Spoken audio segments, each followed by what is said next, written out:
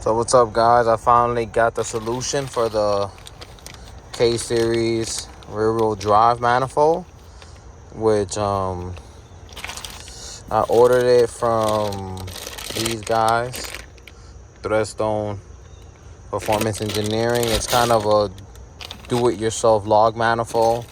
So they give you two pieces of this right here. Then they give you these two, which you have to cut them to, like, obviously, you know, to the correct size. And then this can go somewhere in the bottom for your I think it's, I forgot what it's called, your wastegate. And you know, here are your flanges, your screws. So yeah, so now I'm gonna work to see if I can find somebody that's local to weld this together for me. But yeah, this is the solution. This is what I did so far. I cut this one back, you can see, and still that's the most I could cut it back without going into the bend. And still this one still has to be cut back as well, see. So I'll have to cut this one back and also this one. So all four of them have to be modified. Still have to cut this too, probably about there,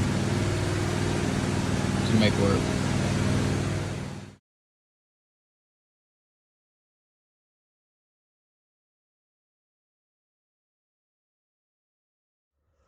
So here's an update on the manifold. I guess what I've noticed was it's too late now because it is welded. Everything is welded and bored out, right? My turbo hits my valve cover here a bit, but no need to panic. I'm just gonna install this. I bought this spacer from, I'll provide a link somewhere online. So I ordered the bolts. As you guys can see, it's about, let's see,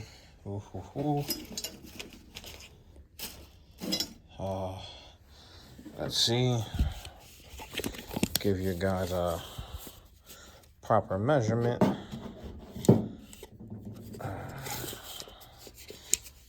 It's about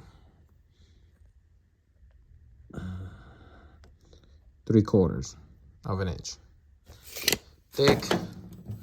All right, and this right here will space out the turbo. It won't lift it as much. It would just give me the clearance that I actually need, so I don't hit the valve cover.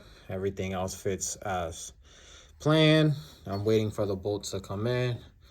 But yeah, this doesn't need to be welded. What I'm gonna have to do is, obviously there's gonna be a possibility of it leaking, so now I can actually have this welded. I'm gonna speak to my welder. If this makes the most sense, then so be it, right? Have it welded like this, at least tack weld it. Nah, it has to be welded because then I'm gonna need a gasket. But or worst case scenario, hold up, let me focus.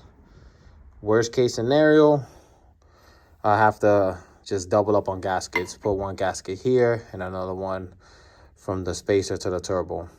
But tomorrow, hopefully the screws come in and we can have this installed, and I can give you guys a better view of, I can give you guys a view of this, of how it will look with this from this angle.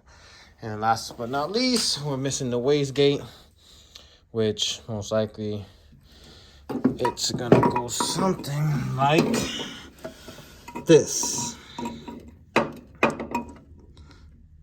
And then I'm gonna have to figure it out, whether I have to cut into the actual chassis of the frame, because this right here, I can notch this. This is, I guess, a bit of leftover.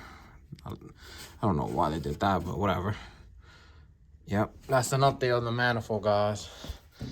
Well, by the time you see this video, it's gonna be a complete video, but as you can see, I'm trying to get at least this situated before I jump into the alternator, which I found out I'm gonna fix that, have that running. Studs came in, and here you go, guys.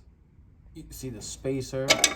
I can't point, but you see the spacer right there in between the actual manifold and the turbo. You see the clearance. Close, but hey, good enough. As you can see, I don't think that's gonna give me any problem with the hood, as they already have this little actual functioning hood scoop.